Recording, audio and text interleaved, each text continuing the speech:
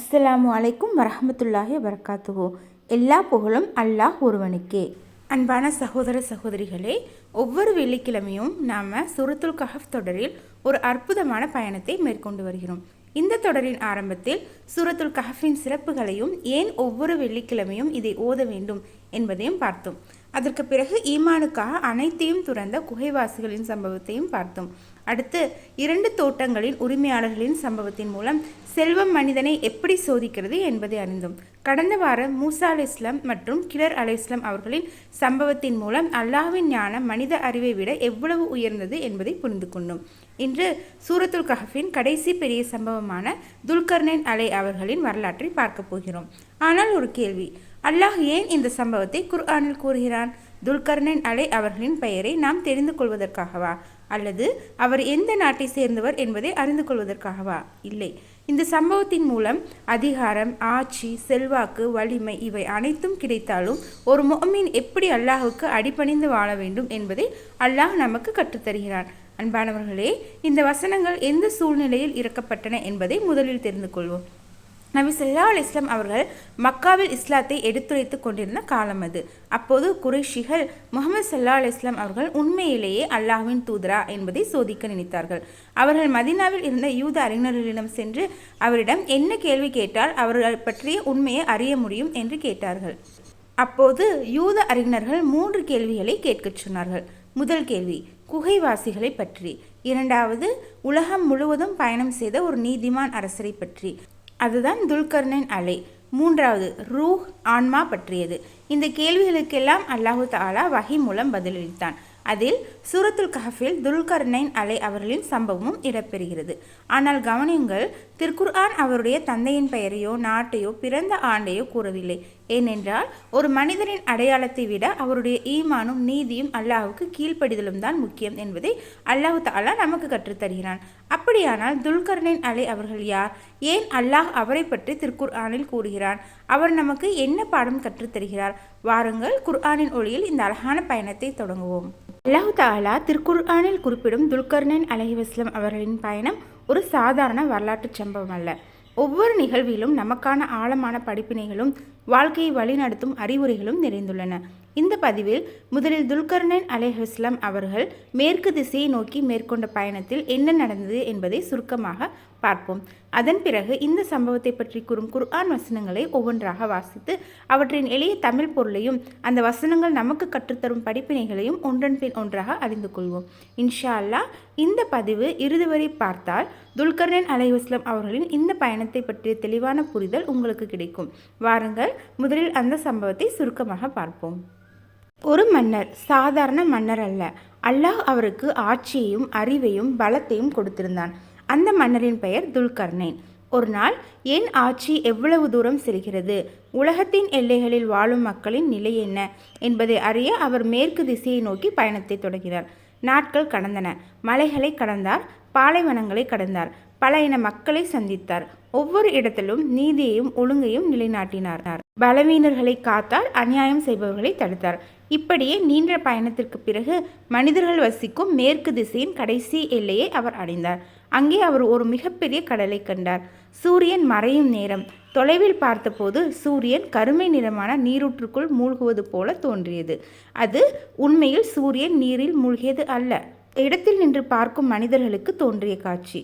அங்கே ஒரு சமூக மக்களையும் துல்கர்னைன் சந்தித்தான். அந்த மக்களிடம் எப்படி நடந்து கொள்வது என்ற சோதனையை அல்லாஹ் அவருக்கு அளித்தார். துல்கர்னைன் அலை அவர்கள் அதிகாரத்தை தவறாக பயன்படுத்தவில்லை. குற்றம் செய்தவர்களுக்கு நீதி வழங்குவேன், நம்பிக்கையுடன் நல்லதை செய்பவர்களை மரியாதையுடனும் கருணையுடனும் நடத்துவேன் என்ற நீதியான முடிவை எடுத்தார். அதனால்தான் துல்கர்னைன் அலை வெறும் வெற்றிகரமான அரசர் அல்ல, நீதியை முதன்மைப்படுத்திய இறை நம்பிக்கையுள்ள தலைவர் என்ற பெருமையை பெற்றார். ஒரு உண்மையான தலைவரின் பெருமை அவர் எவ்வளவு தூரம் பயணம் செய்தார் என்பதில் இல்லை, அவர் எவ்வளவு நியாயமாக நடந்தார் என்பதில்தான் உள்ளது. அல்ஹம்துலில்லாஹ். இப்போது துல்கர்னைன் அலைஹிஸ்ஸலாம் அவர்களின் மேற்கு திசை பயணத்தில் என்ன நடந்தது என்பதை சுருக்கமாக பார்த்தோம். ஆனால் திருக்குர்ஆன் இந்த நிகழ்வை எந்த வார்த்தைகளில் கூறுகிறது, ஒவ்வொரு ஆயத்திலும் என்னென்ன அர்த்தங்கள் மறைந்திருக்கின்றன, நமக்கான படிப்பினைகள் என்ன என்பதை இப்போது ஆயத்தாக பார்ப்போம். முதலில் முதல் ஆயத்திலிருந்து ஆரம்பிக்கலாம் இன்ஷா அல்லாஹ். அன்பானவர்களே, இப்போது அல்லாஹு தஆலா துல்கர்னைன் அலைஹிஸ்ஸலாம் அவர்களை எப்படி அறிமுகப்படுத்துகிறான் என்பதை பார்க்கலாம். சூரத்துல் கஹஃப் 18வது அத்தியாயம் 84வது வசனம்.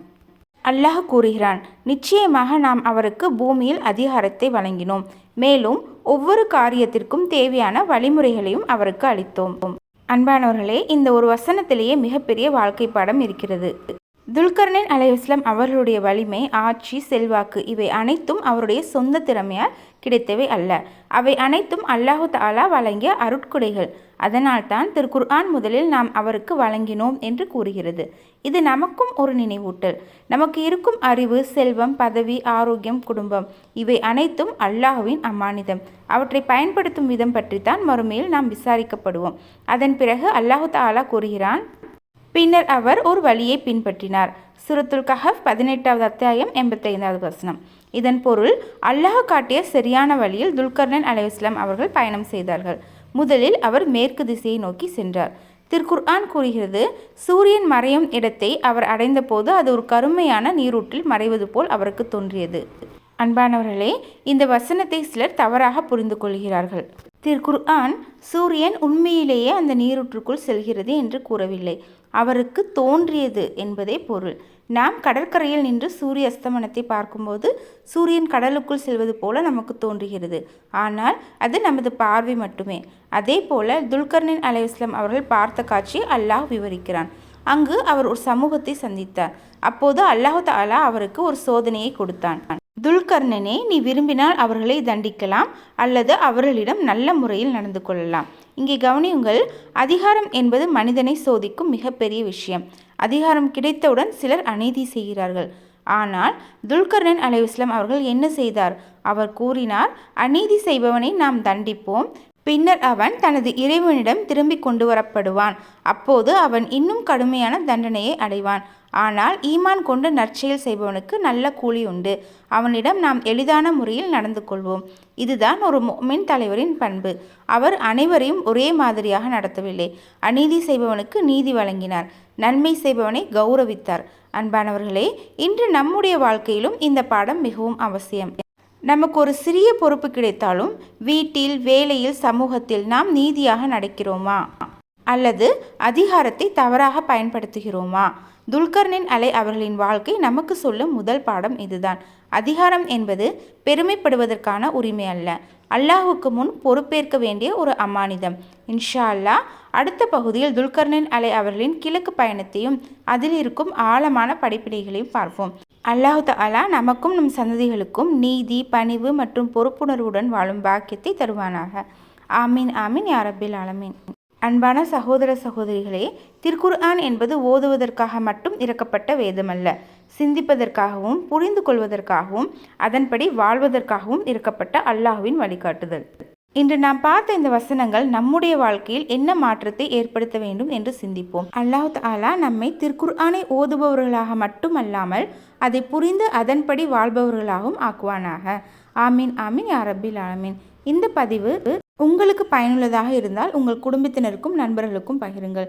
இன்ஷா அல்லாஹ் அடுத்த வெள்ளிக்கிழமை சூரத்துல் கஹஃப் தொடரின் அடுத்த பகுதியில் மீண்டும் சந்திப்போம். வஸ்ஸலாமு அலைக்கும் வரஹ்மத்துல்லாஹி வபரகாத்துஹு.